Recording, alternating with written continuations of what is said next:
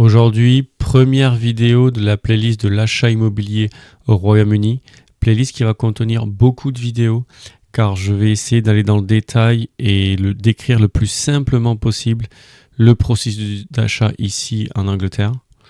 Donc ça va être utile même si vous avez l'expérience, vous avez acheté déjà des biens en France et que ce sera votre premier au Royaume-Uni.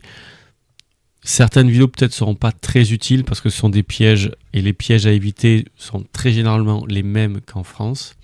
Mais il y a quand même, le processus d'achat étant quand même bien différent, ces vidéos seront aussi utiles si c'est votre premier achat au Royaume-Uni.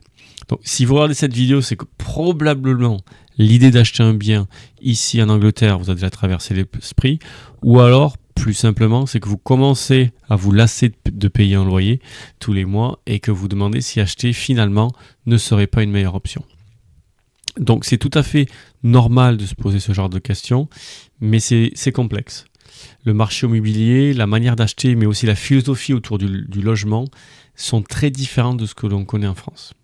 Donc dans cette vidéo, on va faire simple, on va regarder dans quel cas acheter ici en Angleterre, cela a du sens, et dans quel cas ce n'est peut-être pas la meilleure décision.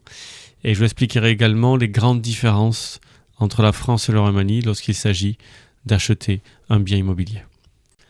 Commençons par les motivations de l'achat. Donc là, pas de surprise, on est vraiment en ligne avec ce qu'on pense en France. Première raison, la fatigue de payer un loyer.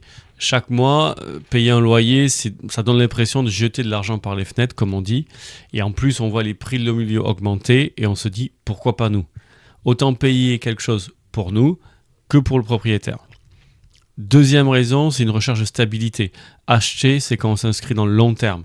Donc on pense rester longtemps dans un logement. Longtemps, c'est une fenêtre de 7 à 8 ans. On évite les augmentations de loyer, on ne dépend plus d'un renouvellement d'un bail ou pas, et bien sûr on a plus de liberté pour aménager le logement comme on le souhaite. Et enfin, il y a un aspect purement financier, investissement. En France, la propriété est souvent perçue comme un objectif de vie, un symbole de réussite et c'est la base de la construction d'un patrimoine, comme en Angleterre. Donc toutes ces raisons sont complètement compréhensibles et valables, et c'est un point essentiel, mais elles ne signifient pas automatiquement qu'acheter est la meilleure décision, surtout dans le contexte britannique. Ne sous-estimons pas la location en Angleterre. Louer offre avant tout une plus grande flexibilité. En Angleterre, les baux classiques sont généralement de 1 an. Ça permet de déménager assez facilement si notre situation professionnelle ou personnelle évolue. Un autre avantage, c'est l'absence de responsabilité majeure. Donc ça ne veut pas dire qu'on est irresponsable, mais en étant locataire, tout ce qui est réparation importante, problème de toiture, chaudière, de structure, dans la majorité des cas, la grande majorité des cas, sont à la charge du propriétaire. Ça nous protège contre les dépenses imprévues qui peuvent être très élevées. Et louer, c'est tester un mode de vie. Est-ce qu'on préfère le centre-ville ou la périphérie, une maison ou un appartement, être près du travail ou pas? Autant de choix qui sont plus prudents d'explorer en tant que locataire qu'en tant que propriétaire. Donc, louer reste souvent la meilleure option si on vient d'arriver récemment au Royaume-Uni et si notre situation professionnelle est encore en construction. Et si on n'a bien sûr pas de visibilité claire sur notre avenir à moyen terme. Moyen terme, 3, 4 ans, 5 ans. Et c'est également le cas, point très important, si vous êtes encore en train de bâtir votre credit score.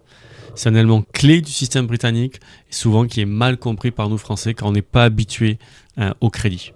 Le credit score sera l'objet d'une deuxième vidéo pour vraiment clarifier qu'est-ce que c'est.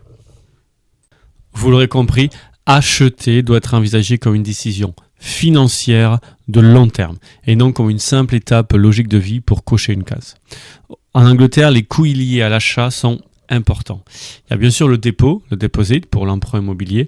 Il y a les frais juridiques, les frais d'expertise, les frais bancaires et parfois la stamp duty qui sont les frais de droit de mutation. Ça dépend en fait en fonction du prix du bien que vous achetez. En dessous d'un certain montant, il n'y a pas de frais de mutation. Au-dessus d'un autre montant, il y en a. Et en fonction de la propriété, ces frais, le pourcentage que vous payez par rapport au coût d'achat augmente. Ces coûts-là, bien sûr, peuvent peser très lourd si on revend trop rapidement. Typiquement, revendre après 3-4 ans, il y a de très grandes chances que vous perdiez de l'argent. Donc en général, acheter en Angleterre, ça commence à faire sens quand il y a plusieurs conditions qui sont réunies. Donc lesquelles? Vous vous projetez dans le moyen long terme, 7-8 ans. Car ce délai, ça permet de réduire, d'amortir ces frais dont on vient de parler. Vous disposez d'un revenu stable et prévisible. Les banques britanniques sont très attentives à la stabilité des revenus lorsqu'ils vous accordent un prêt immobilier. Vous n'avez pas de dette à la consommation ou très peu, comme des prêts personnels ou des cartes de crédit. Ces dettes réduisent votre capacité d'emprunt. Et vous disposez d'une sécurité financière, c'est-à-dire un peu d'épargne de sécurité pour pallier aux réparations que vous aurez sur l'appartement ou la maison, parce qu'une fois propriétaire, toutes ces dépenses sont pour vous. En conclusion, acheter, ce n'est pas un objectif de vie en soi, ce n'est pas une cause à cocher sur une checklist, ce n'est pas une obligation, ce n'est pas une preuve de réussite personnelle, c'est purement une décision financière et sûrement la plus importante que l'on prend dans nos vies. Dans la prochaine vidéo, comme je l'avais dit précédemment, je vais me concentrer pour expliquer qu'est-ce que c'est le credit score, car c'est quelque chose que nous, Français, quand on arrive, on ne sait même pas que ça existe, dans la plupart des cas, et c'est très important de comprendre qu'est-ce que c'est et comment ça marche. J'espère que le sujet vous a intéressé, et merci de m'avoir regardé, et on se retrouve très bientôt pour la prochaine vidéo.